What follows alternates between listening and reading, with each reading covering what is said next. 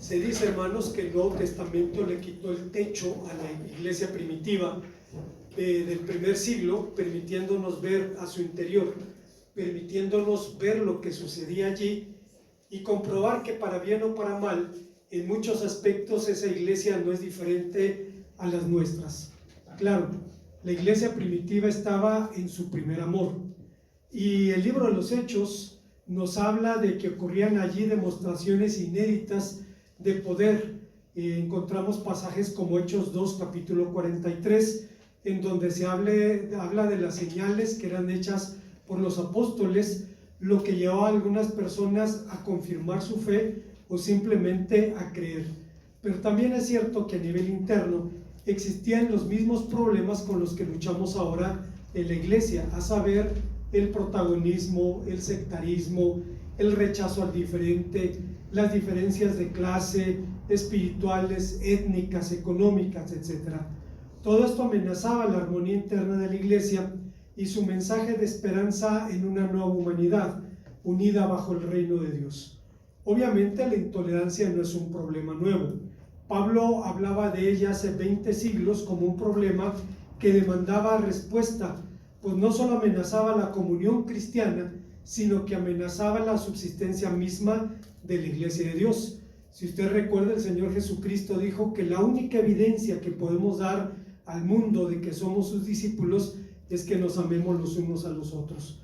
Pese a ser una amenaza tan grande, Pablo, sin embargo, no respondió con más intolerancia, no pronunció anatemas, no apeló a medidas punitivas, a excomuniones o cosas semejantes, apeló a la conciencia cristiana, apeló al lugar que el corazón del creyente debe darle al Espíritu Santo. Llamó a quitar los ojos de los hombres para ponerlos en Dios. Recuerda a los cristianos de Roma y con ellos a la cristiandad de todos los tiempos, 3 fundamentos que hacen posible la unidad en medio de la diversidad. Veamos cuáles son. Antes, hermanos, de pensar en las enseñanzas de nuestro pasaje, debemos decir que en un sentido hay muchas cosas que podemos admirar de la iglesia primitiva. Se convierte en un paradigma, en un punto de referencia, e incluso siempre que intentamos dar un salto hacia adelante, nos vemos en la necesidad de dar unos pasos hacia atrás para ver cómo hacían en el tiempo de la iglesia primitiva y derivar de la experiencia y de las enseñanzas de la palabra de Dios aquello que debe materializarse en acciones que glorifiquen a nuestro Dios. Esto sucedía cuando Pablo escribía su carta a los romanos, una iglesia a la que Pablo no conocía. Por esta razón, como veremos después, se dice que la carta a los romanos es profiláctica, es decir, que tiene como propósito prevenir algunos problemas que eran realidad en las iglesias que Pablo conocía. Y cuando habla acerca de la aceptación al otro, Pablo apela a los fundamentos de la verdadera tolerancia, que son básicamente 3 en este pasaje. El primero de ellos es que Dios es más moral que nosotros. Para nadie es un secreto que hoy en día la tolerancia es uno de los grandes temas sociales. Pero debemos tener bien claro de qué estamos hablando, pues como dice George McDowell, existe lo que podemos llamar una tolerancia tradicional y lo que podemos también llamar la nueva tolerancia. La diferencia consiste en que la tolerancia tradicional distingue entre las personas sus valores o sus conductas. Puede decir, no estoy de acuerdo con tus puntos de vista, pero te respeto como persona. Mientras que la nueva tolerancia dice, no respeto tu idea de valores absolutos, tus creencias y las mías valen exactamente lo mismo. Y la nueva tolerancia, en ese sentido, es sumamente intolerante con la tolerancia tradicional. Pero volviendo a nuestro asunto, los orígenes de la cristiandad de Roma se pierden en el polvo de los tiempos. Posiblemente la comunidad cristiana allí fue producto del testimonio de predicadores anónimos que regresaron del día de Pentecostés, de lo cual el libro de los Hechos capítulo 2 da testimonio, cuando habla de los diferentes peregrinos de distintos lugares del mundo grecolatino que llegaron a Jerusalén para celebrar las fiestas y regresaron a sus lugares después de escuchar el mensaje del Evangelio. Tal vez ocurrió eso. Estos peregrinos judíos que venían de Roma escucharon el Evangelio y obviamente regresaron para compartir las buenas nuevas con sus hermanos. Esto es especulación, pero lo que está fuera de discusión es que la iglesia de Roma estaba formada principalmente por judíos y en menor medida por creyentes de diferentes grupos étnicos. Siendo la capital de un imperio mundial, Roma albergaba gentes de todo el mundo conocido, y este simple hecho es suficiente para generar polarización interna en la sociedad y en la iglesia. Si estando formada únicamente por judíos, la iglesia palestina sufrió tensiones internas solamente por la lengua.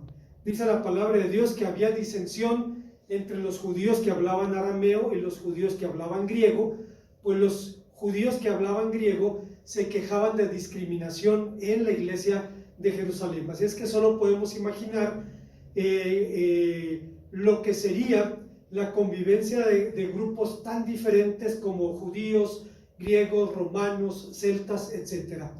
La historia demuestra que cada uno de ellos tendría razones suficientes para suponer la superioridad de su cultura sobre los otros grupos.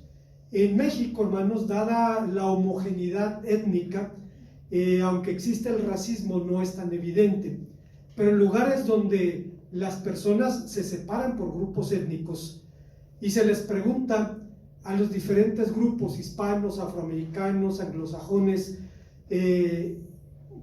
¿a cuál grupo étnico pertenecen los mejores padres de familia? Todos responden al mío.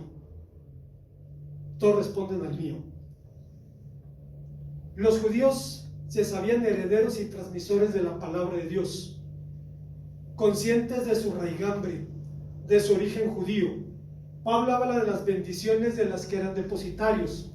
Allí en la carta a los Romanos capítulo 9 dice que son israelitas, de los cuales es la adopción, la gloria, el pacto, la promulgación de la ley, el culto, las promesas, los patriarcas, de los cuales según la carne vino Cristo, el cual es Dios sobre todas las cosas, bendito por todos los siglos. Pablo sabía que los judíos habían recibido privilegios desconocidos para los demás pueblos. En otras ocasiones hemos dicho que mientras los pensadores griegos daban palos de ciego tratando de encontrar a Dios, los judíos nunca tuvieron problemas con eso porque lo recibieron en charola de plata, lo recibieron en la revelación. Y en el otro extremo estaban los gentiles, especialmente los griegos, que sentían un enorme orgullo por su origen y por su cultura.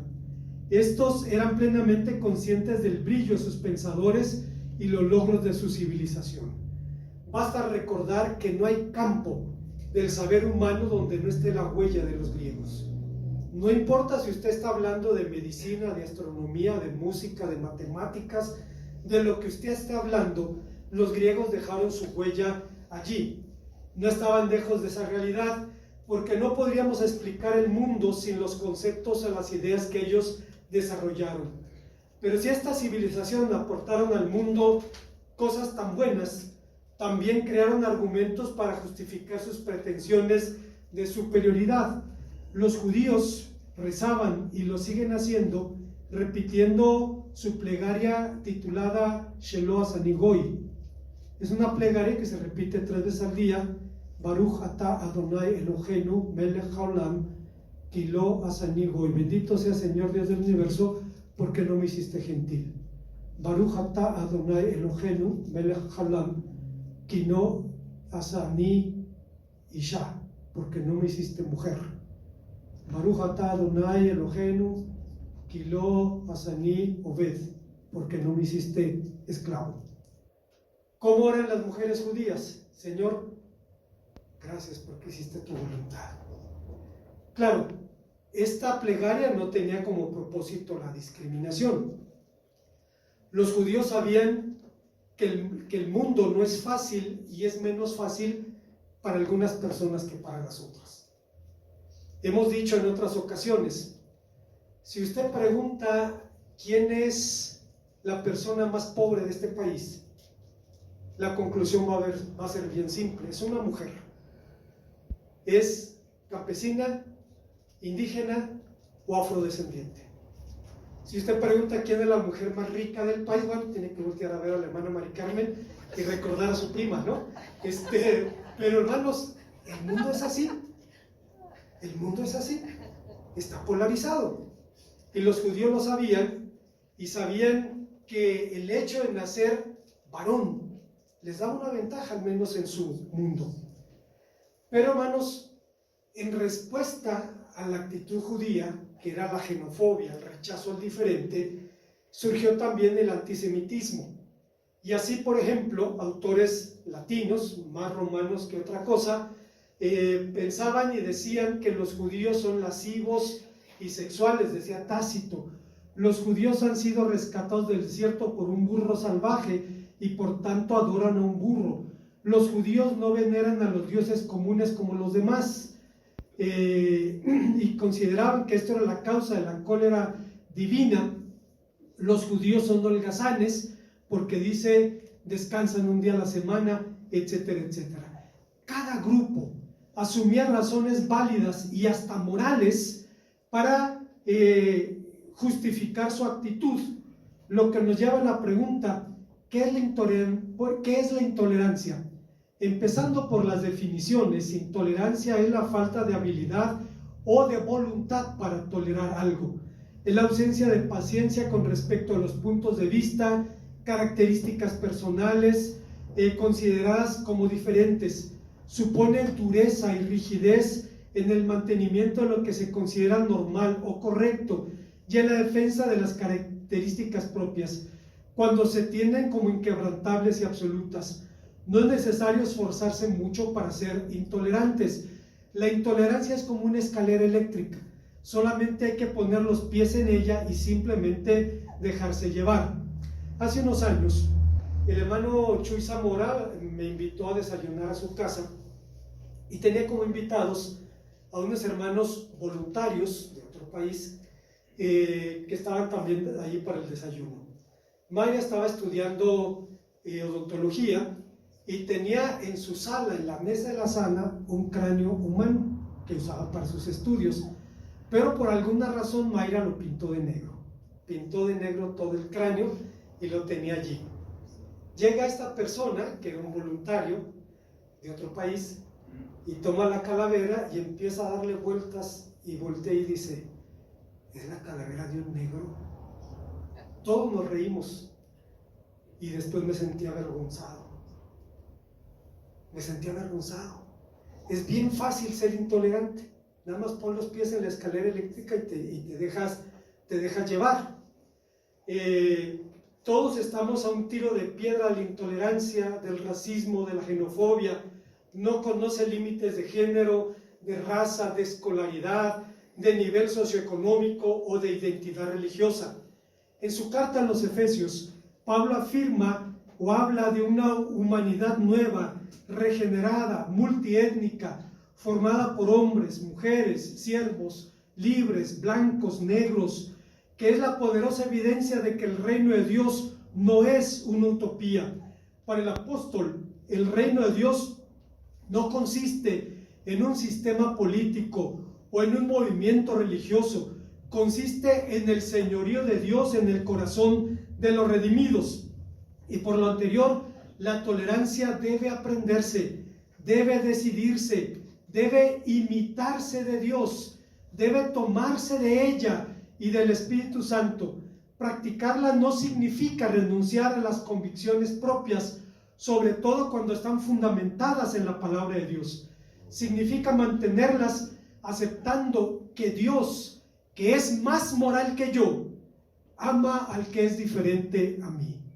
Este simple hecho, el hecho de que Dios sea más moral que yo y que Dios ame al otro y al que es diferente a mí, me hace tener mesura respecto a mis actitudes. Hay una segunda enseñanza en el pasaje. El texto, hablando acerca de los fundamentos de la verdadera tolerancia, nos dice que Dios siempre termina la obra que principia. Pablo continúa argumentando sobre la importancia de la unidad cristiana. no es la primera vez que lo hacía.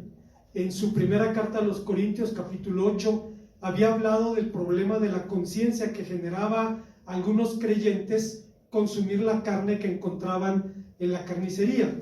Algunos pensaban que no podía comerse de ella porque venía de un sacrificio idolátrico, y frecuentemente era así.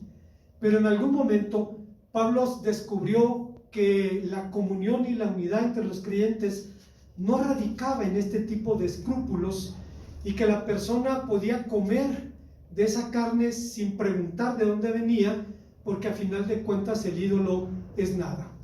Es claro que para el apóstol la unidad no es uniformidad, no existe un estándar único para las prácticas cristianas. Recuerdo, hermanos, al hermano Buddy Albright.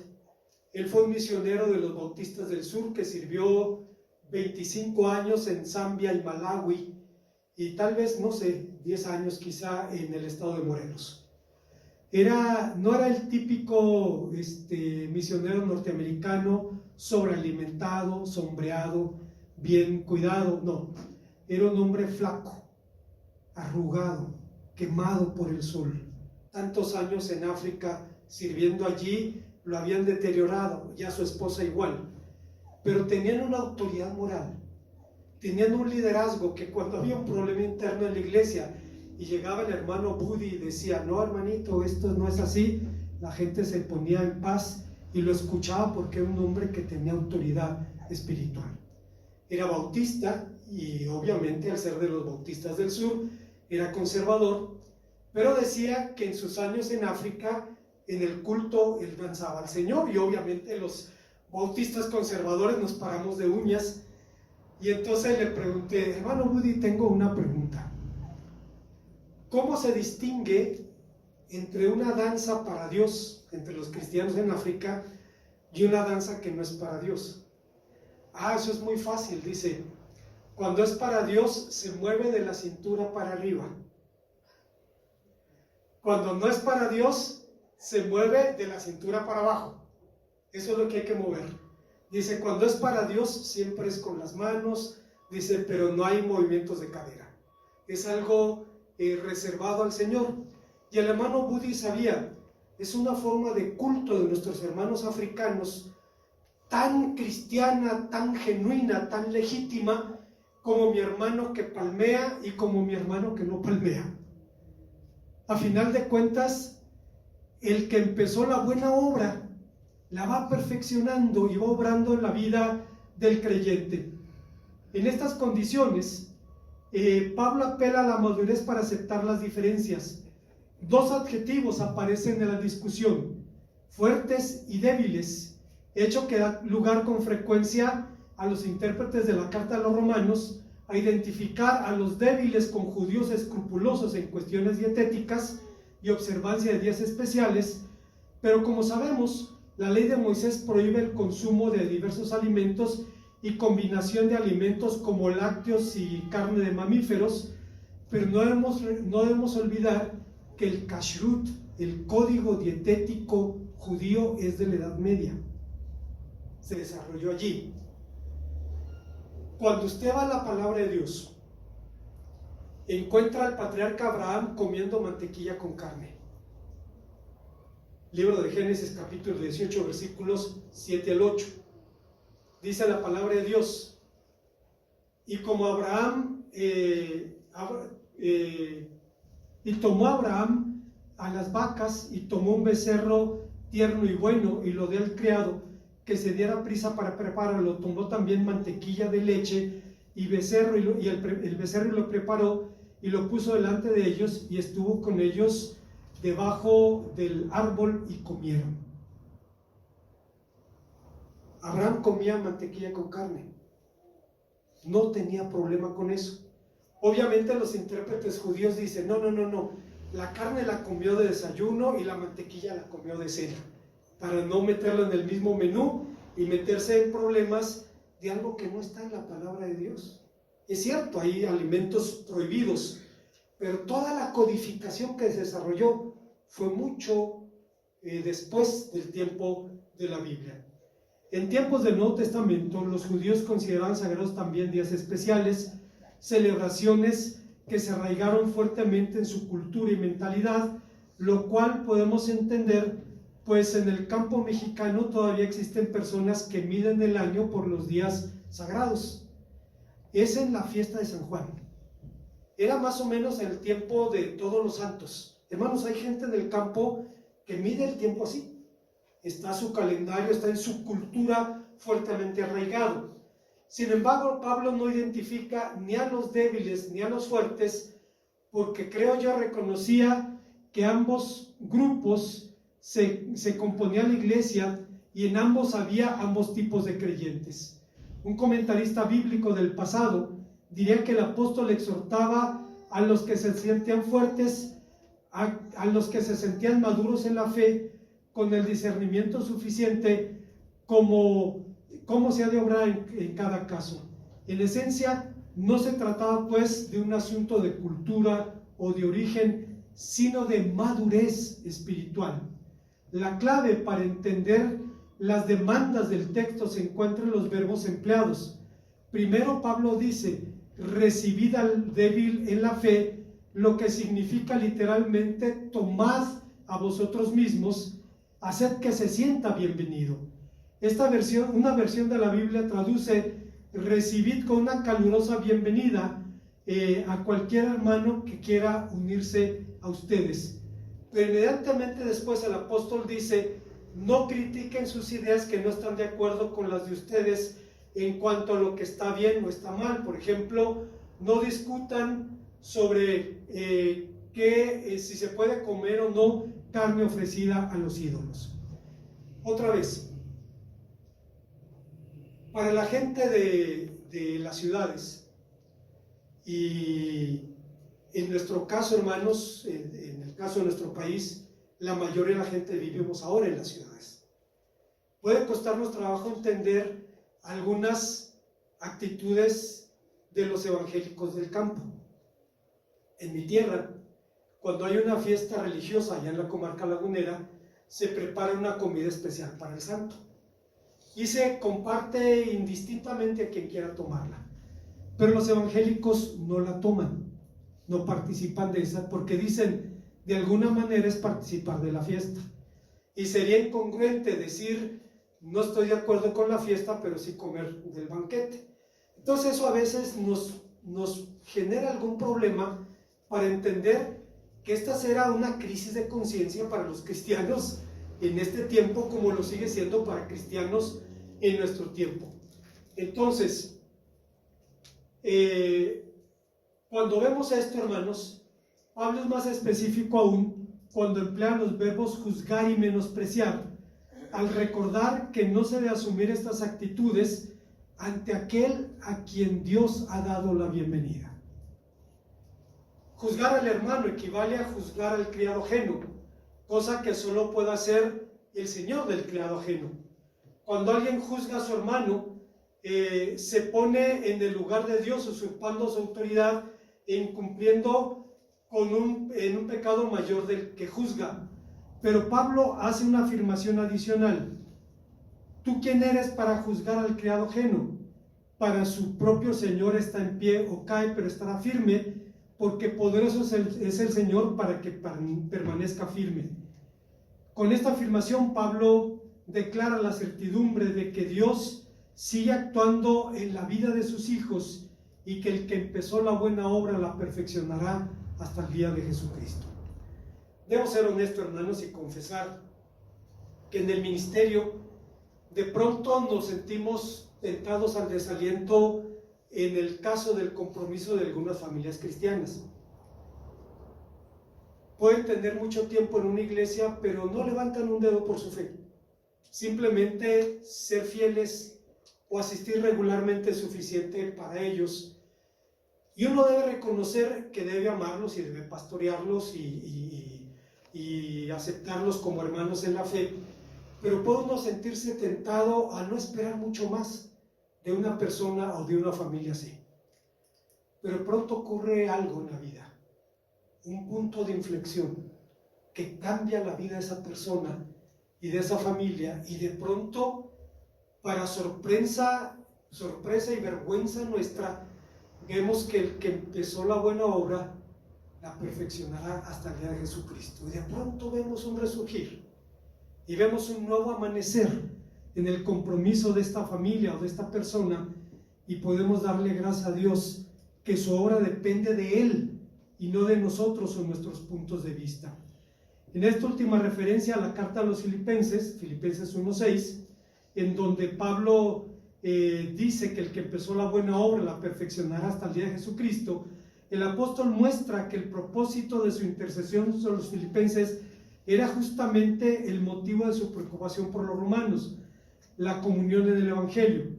En ambas cartas, Romanos y Filipenses, Pablo señala que la comunión del Evangelio es fruto de la doble perseverancia, la paciencia humana y la perseverancia divina. En otras palabras, la comunión es fruto de la voluntad de Dios. Dios la quiere, Dios la ha hecho posible, pero también de la voluntad humana, porque el cristiano debe quererla. No es pues extraño que en 1 Corintios 14:1 Pablo declare que el amor es uno de los dones más caros que Dios nos ha dado, pero aún así es algo que debemos perseguir como perros de presa. Si usted recuerda, 1 Corintios 13, Pablo habla del amor, es un himno al amor, pero el capítulo 13 debió haber terminado en 14:1, porque es el mismo tema. En 14:1 dice: procurad los dones mejores, pero yo os muestro un camino más excelente. Está hablando del camino del amor. En estas condiciones, Pablo dice, y utiliza ese verbo, dice el verbo dioko, que significa perseguir como perro de presa. Dios quiere la comunión, pero el cristiano debe perseguirla también. Hay una tercera y última enseñanza en este pasaje. Estamos hablando de los fundamentos de la verdadera tolerancia, y el tercero de ellos en este pasaje es la certidumbre de que Dios es el único juez justo.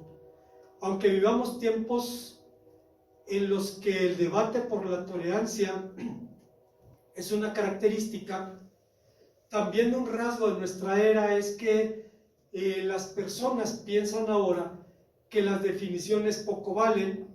Dice Martin Lloyd-Jones: en una época en la que la gente no le gusta pensar, que odia la teología, la doctrina y el dogma, es una era que se caracteriza por el amor a las cosas fáciles, a los términos medios, lo que sea con tal de estar tranquilos, como suele decirse. Esto lo dijo Martin Lloyd-Jones en el siglo pasado, durante su ministerio, y él reconocía que el mundo es así. Es más, hoy en día la doctrina se considera algo peligroso. Suele decirse como una amenaza: está adoctrinado. Y adoctrinado significa, en el sentido llano, está enajenado. Tiene el cerebro lavado. El tiempo, hermanos, en que vivimos, la gente es así. Primero, no hay verdades absolutas, y hay que tener cuidado con los que tienen convicciones firmes. Recuerdo, hermanos, un jovencito norteamericano, Jacob Affolter. Él es de San Luis, Missouri, y estuvo en un tiempo en un programa de intercambio del TEC de Monterrey, y era un chico cristiano, rubio, casi blanco su cabello, le gustaba hablar mucho, y era muy divertido. Y cuando llegó al TEC de Monterrey, le dijeron: bueno, lo primero, tenemos que ir al baile de bienvenida, pues para que conozcas a tus compañeros, etc. Y Jacobo dijo: no, gracias, no me interesa ir al baile. Sí quiero conocer a mis compañeros, pero yo no bailo y ni me interesa estar allí. Esto, hermanos, hizo que el chico sacara boleto con su asesora. Es que no es normal que un muchacho de tu edad no quiera bailar. Pues no me considero normal y no me gusta bailar. Es que no es normal que un chico de tu edad tenga convicciones tan firmes. Eso no es normal. Pues lo siento mucho, tengo mi edad y tengo mis convicciones bien firmes. Para no hacer larga la historia, al final tuvo que regresarse a su país, porque simplemente hubo una hostilidad de su asesora, que lo veía como un muchacho retrasado mental, como un muchacho subdesarrollado socialmente, por el hecho de que tenía convicciones firmes y no participaba del baile, no participaba del alcohol, no participaba en las cosas que sus demás compañeros hacían sin ningún problema. El mundo es así, piensa así, funciona así. Esta tendencia puede llevarnos a malinterpretar las palabras de Pablo, a pesar de y pensar que cualquier idea o forma de vida es válida, igualmente aceptable a los ojos de Dios. Pablo, por ejemplo, llamaba a apartarse de los que diciéndose cristianos eran fornicarios, borrachos, avaros, maldicientes y ladrones. Hoy día una tristeza muy grande, hermanos, es que hay iglesias donde son pocos, pero hay pastores que pugnan por el alcohol en el púlpito y promueven el uso del alcohol en las fiestas sociales de las iglesias. Conozco cuando menos a 2 conciervos que hacen eso. Y son firmes creyentes, como si predicaran el evangelio, con la misma fuerza debaten en favor del alcohol en la vida cristiana. Sabemos, hermanos, que la Biblia no prohíbe el alcohol. Esto fuera de discusión. Prohíbe el alcoholismo, prohíbe el abuso. Y en nuestro país el alcohol está asociado a la vida sin Cristo. No tiene nada que ver con que alguna persona de pronto en su comida use algún tipo de vino, pero estamos hablando del abuso. Estamos hablando del riesgo del alcoholismo. El camino de las 1000 leguas, dicen los chinos, empieza con el primer paso. Y en Alcohólicos Anónimos se dice, una carrera alcohólica empieza con una cerveza o una copa de vino. Es el principio de esa carrera. El apóstol dice que juzgar nuestros hechos, dice que Dios juzgará nuestros hechos y que cada uno de nosotros dará cuentas a Dios de sí. Esto significa que Dios es el único capaz de juzgarnos con verdadera justicia. Es claro que la prohibición de juzgar al hermano no tiene su origen en Pablo, ni siquiera en el Señor Jesucristo. Viene de la ley de Moisés, del segundo precepto de mayor jerarquía: amarás a tu prójimo como a ti mismo. Sin embargo, Mateo incluye el asunto en el compendio de las enseñanzas morales del Maestro en el Sermón del Monte, en el capítulo 7, versículos 1 al 5 de Mateo. Recordó que el Señor Jesús prohibió a sus discípulos juzgar al prójimo, lo que nos enfrenta a la pregunta: ¿a qué clase de juicio se refiere? Antes de intentar responder esta pregunta, debemos decir que la capacidad de emitir juicios forma parte de las habilidades morales y racionales con las que Dios ha dotado a los seres humanos. Esta capacidad nos permite emitir juicios todos los días, de cosas intrascendentes y de cosas relevantes. Cuando usted va a comprar frutas o verduras, emite juicios. O sea, forma parte de la capacidad que Dios nos dio. Significa poner aparte, clasificar, de donde según el caso llegó a significar separar, elegir, aprobar, calificar bien. Sin embargo, hermanos, cuando se usa la palabra juzgar, se está hablando de la actitud de condenar. Así que la vida en la comunidad representa todo un desafío para los seres humanos. En su libro Vida en Comunidad, Bonhoeffer analiza esta realidad y lo hace de una manera profunda. No bien se reúnen 2 hombres cuando empiezan a observarse, a juzgarse y a calificarse. Con ello se establece desde el mismo nacimiento de la comunidad la terrible lucha invisible y a veces inconsciente que pone a juicio la misma existencia de la comunidad. Por esta razón es vital que toda la comunidad cristiana desde el primer momento desenmascare ese enemigo que amenaza y acaba con él. No hay tiempo que perder, porque desde el primer instante en su encuentro el hombre busca una posición estratégicamente ventajosa frente al otro. He aquí los fuertes y los débiles juntos. Si no se es de los primeros, se hará valer inmediatamente el derecho de los débiles, de los simples y complicados, piadosos y tibios, sociales y retraídos. ¿No intentan todos asegurar de entrada sus posiciones respectivas en detrimento del otro para imponer su manera de ser? Sería necesario no ser hombres para no buscar instintivamente una posición segura frente a los otros, por la cual se lucha con todas las fuerzas y a la cual no se renuncia bajo ningún precio. Esta tendencia a afirmarse puede revertirse en formas civilizadas y piadosas, y sin embargo es importante que la comunidad cristiana se dé cuenta claramente de que puede encontrarse en cualquier momento en esta situación descrita, porque dice Lucas 9:48, comenzaron los discípulos a discutir entre sí quién de ellos sería el mayor.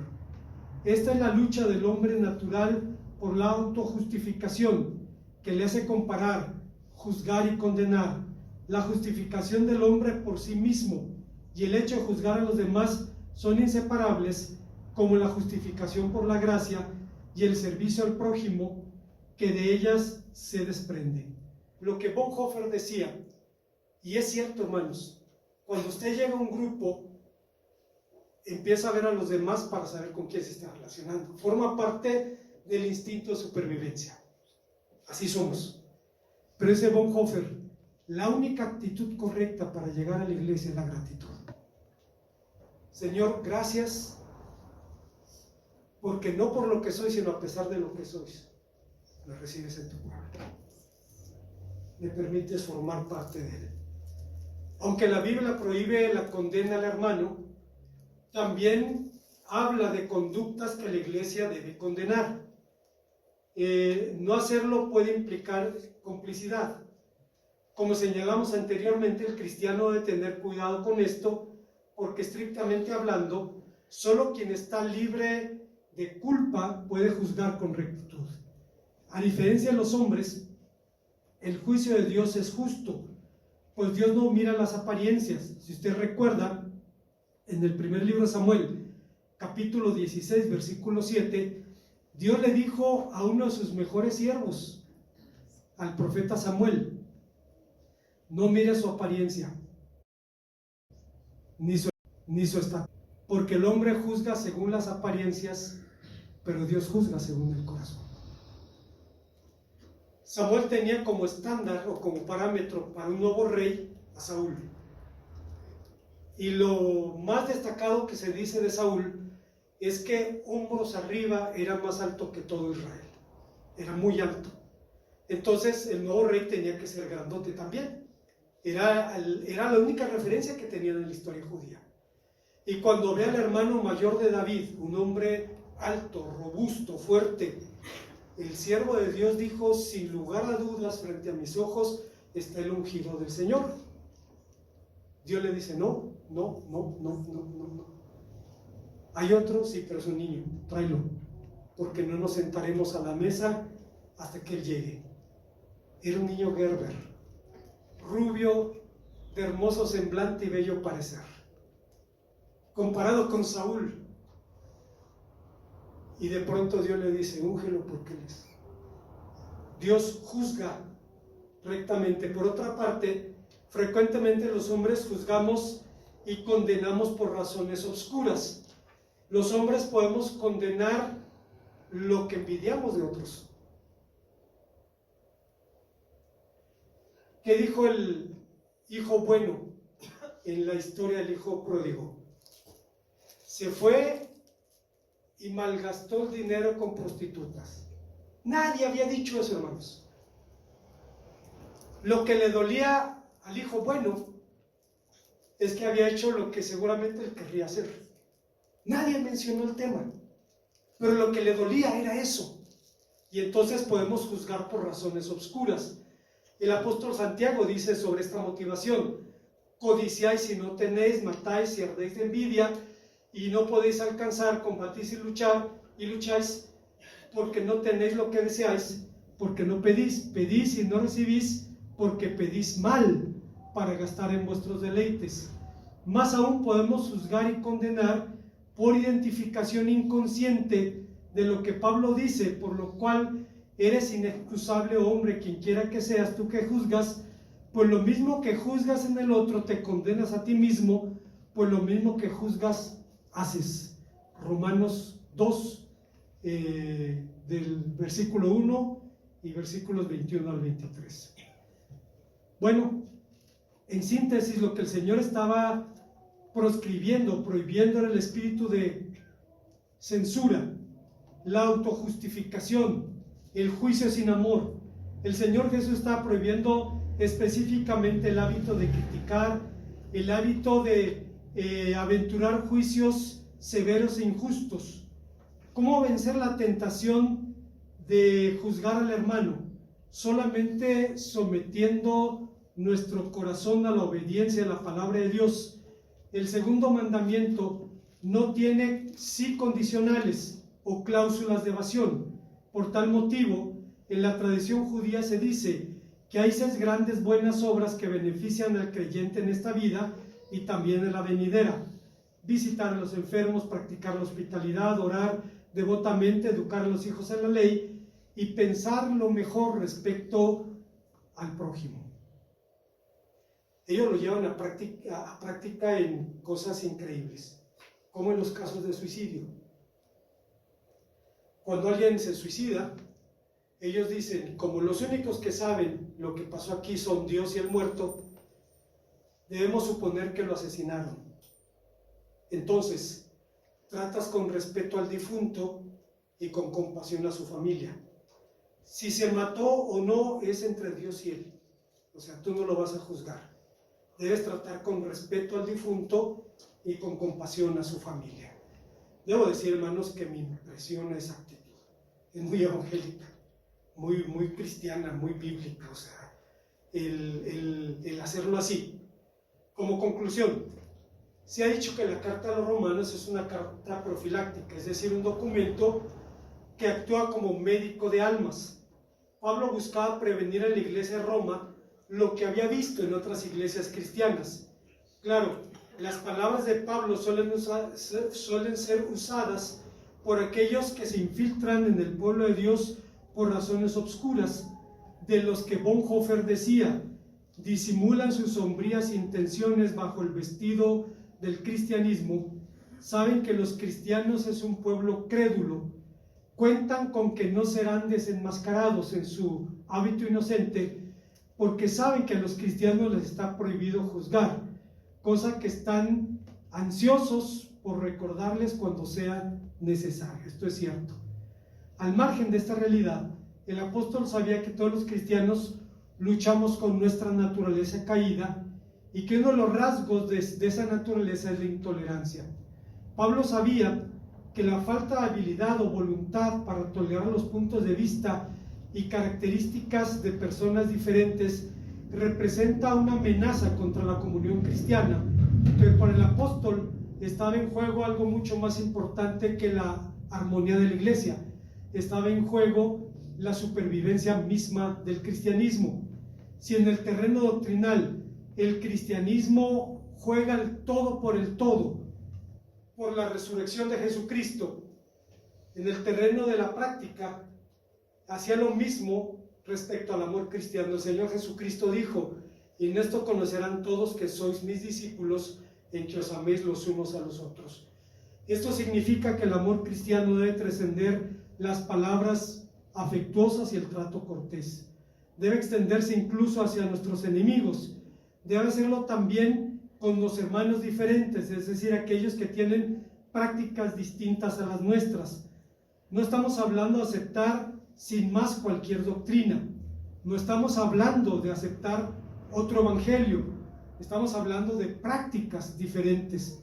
De modo que el amor de Cristo debe trascender hasta el corazón y las actitudes frente al otro. Y esto puede ser puede ser mi hermano, quien debe recibir reconocimiento como alguien que es como yo, un discípulo en formación. La comunión en el evangelio incluye también mi actitud mental frente a mi hermano que tiene ideas distintas sobre cómo vivir la vida cristiana. Debemos abstenernos de condenarlos, porque Bonhoeffer dijo, y escuche usted lo que este hombre decía: si al juzgar me interesara realmente en aniquilar el mal, debería buscarlo donde realmente me amenaza, debería buscarlo en mí mismo. Pero si busco el mal en el otro, entonces busco establecer mi derecho y mi deseo de quedar impune de mi mal juzgando al otro.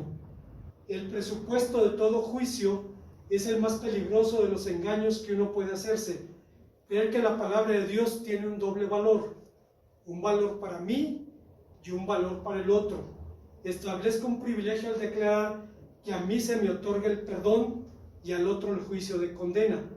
Pero como los discípulos no reciben de Jesús ningún derecho propio que pueda hacerles valer frente a los otros, como solo reciben la comunión con su Señor, les está prohibido el juicio. Una vez más, hermanos, la carta a los romanos, se dice, es una carta profiláctica. Se escribió para una iglesia que Pablo no conocía, pero Pablo sabía que los seres humanos somos iguales. Detalles más, detalles menos, somos iguales. Luchamos con las mismas cosas. Y entonces advierte a los romanos de aquellas cosas que vio en las demás iglesias. Y establece los fundamentos, hermanos, de la verdadera tolerancia. Primero, la convicción o la certidumbre de que Dios es más moral que nosotros. Y si Dios es más moral que nosotros, pues entonces, y ama al que es diferente a mí, debo amarlo y aceptarlo también. Segundo, la convicción de que el que empieza la buena obra la termina. Y tercero, la certidumbre de que el único juez imparcial, el único juez justo es Dios. Y cuando vemos eso, hermanos, lo único que nos resta es remitirnos a la misericordia de Dios. Recuerdo, hermanos, un encuentro que tuvieron Hans Kung y Karl Barth. Y Hans Kung, el teólogo protestante, quería convencer a Karl Barth, el teólogo protestante, quería convencer a Jung, el católico. Kung no quería ofenderlo y le dijo: bueno, doctor, le concedo la buena fe. Y Barth dijo: ¿se da cuenta de lo que me está diciendo? ¿Se está escuchando usted mismo? ¿Usted cree en la buena fe? ¿Usted cree que cuando yo muera voy a llegar delante de Dios y decirle que viví de buena fe? Cuando yo muera, iré ante el tribunal de Cristo y le diré: ten piedad de mí, oh Dios, porque soy pecador.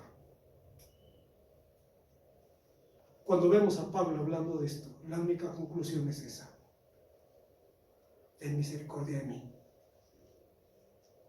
Y permíteme participar con gozo de una de las bendiciones más grandes de la vida cristiana, y es la comunión de los santos. Hay hermanos que al terminar el servicio se quedan una hora platicando, y no me incomoda en lo más mínimo. Es una de las cosas más hermosas de la vida cristiana.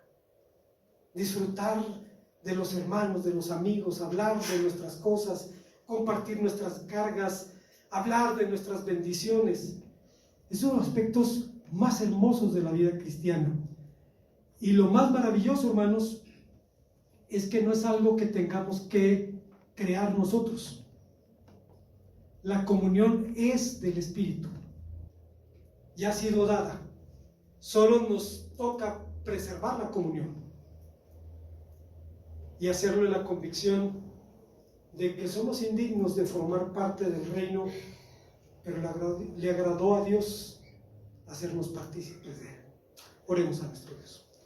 Gracias, Padre Santo, te damos en esta hora una vez más porque nos permites venir a tu palabra y recordar en ella, Señor, aquellas cosas que nos has dado para crear una nueva humanidad regenerada, multiétnica, multicultural, unida por la fe en Cristo Jesús.